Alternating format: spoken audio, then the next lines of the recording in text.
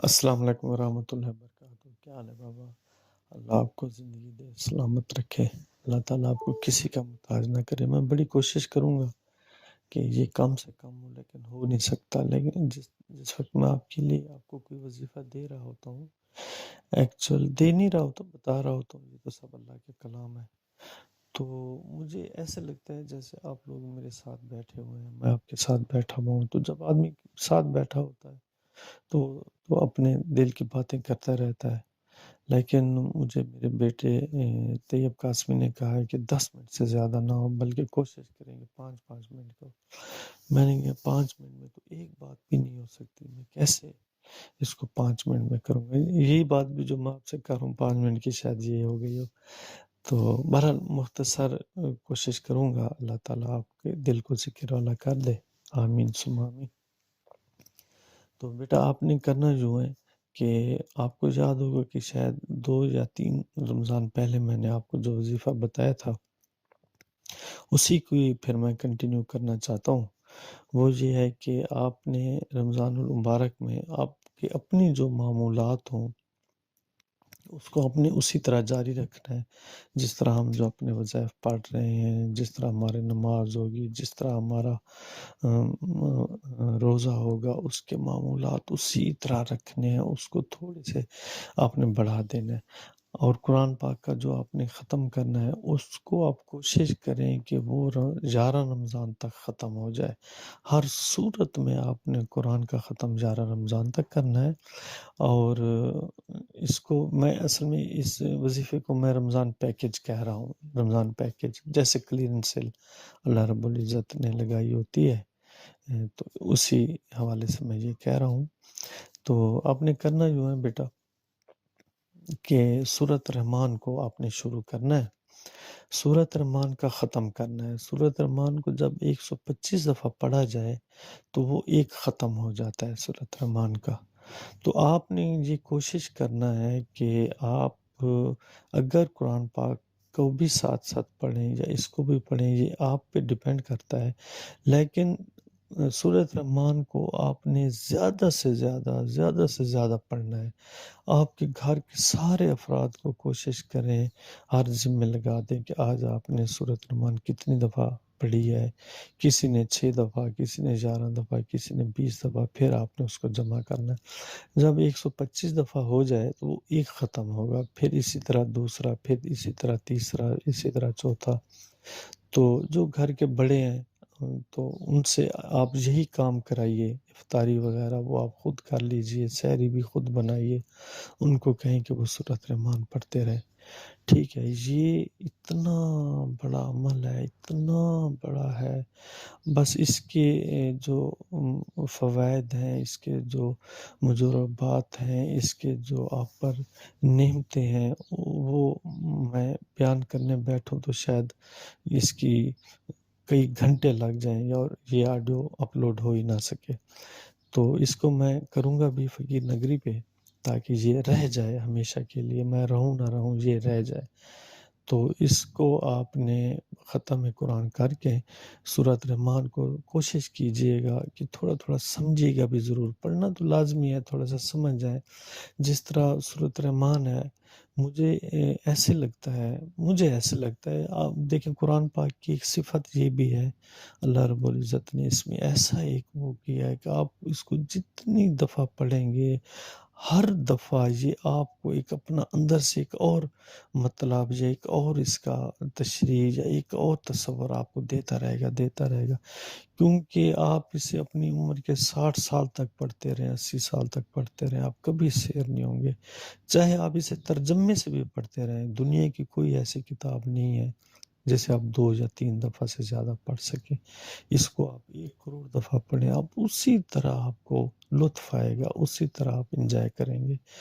تو اس کا جو میں سورۃ رحمان کیسے تھوڑا سا 2 لفظوں میں آپ کو بتاؤں گا۔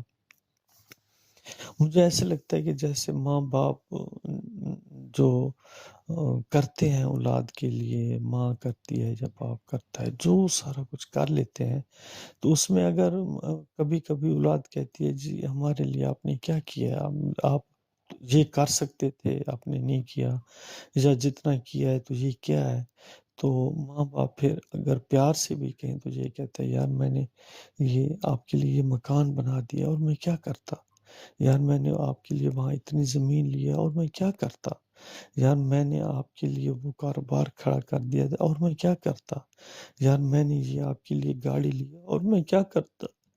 اگر آپ سورۃ رحمان کو سمجھے تو خدا کی قسم آپ کو یہی تصور آئے گا۔ اللہ رب العزت فرماتے ہیں فَبِأَيِّ آلَاءِ رَبِّكُمَا تُكَذِّبَانِ، تم میری کس کس نعمت کو جھٹلاؤ گے۔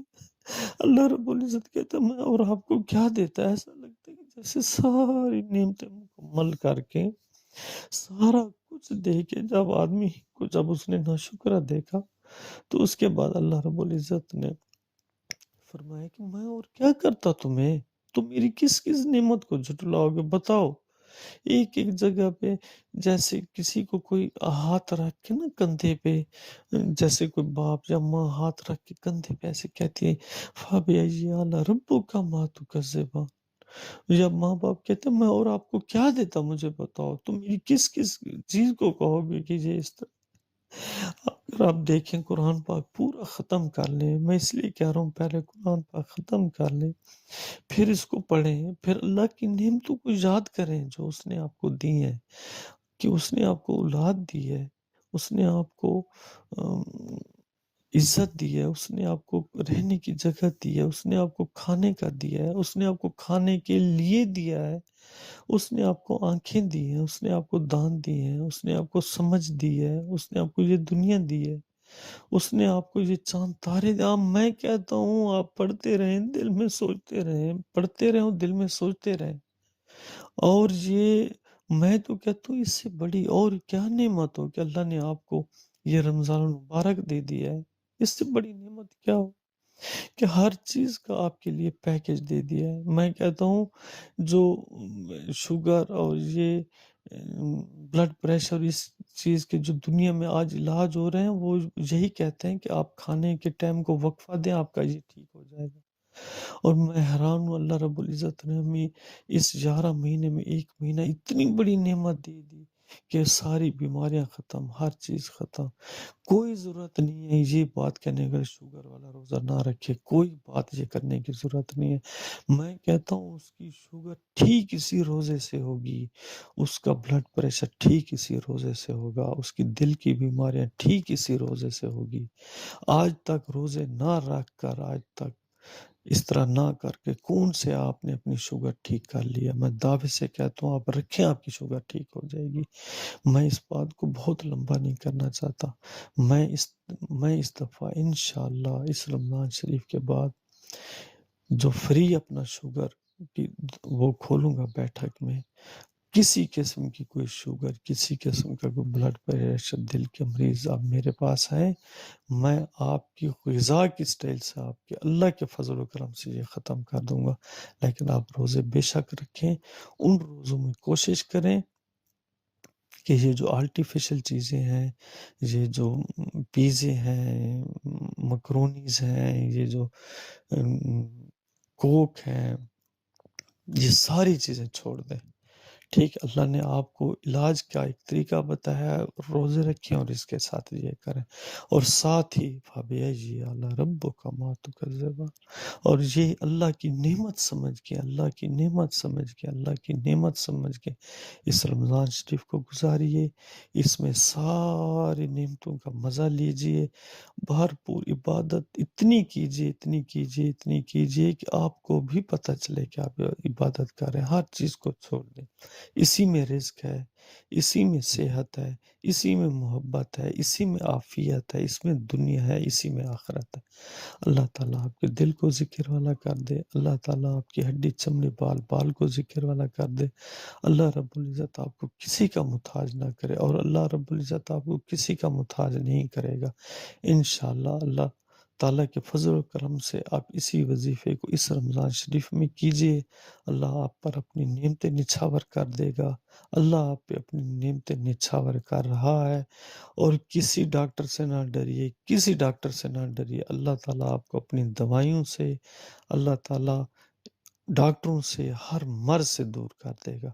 اللہ تعالیٰ آپ کو صحت دے، زندگی دے، اللہ تعالیٰ کسی کو محتاج نہ کرے، اللہ تعالیٰ آپ کی جوڑی سلامت رکھے، اللہ تعالیٰ آپ کی اولاد کو آپ کی آنکھوں کا نور بنا دے، آپ کی آنکھوں کی ٹھنڈک بنا دے، اللہ تعالیٰ آپ کو صحت اور زندگی سلامتی بخشے، آمین ثم آمین۔ اس سے یہ مجھے بھی پتہ ہے یہ بہت بڑی آڈیو ہو گئی ہے، اس کو کوئی ضرورت نہیں ہے سبسکرائب کرنے کی، مجھے کسی قسم کی کوئی لالچ نہیں ہے، اسے آپ سنیں، سبسکرائب نہ کریں، کوئی ویوز نہ دیں، کوئی لائک نہ کریں، صرف دوستوں کو بتا ضرور دیں کہ یہ رمضان شریف میں اس طرح کر لیں۔ اللہ تعالیٰ آپ کو سلامت رکھے، آمین ثم آمین، آمین ثم آمین۔ السلام علیکم ورحمۃ اللہ وبرکاتہ۔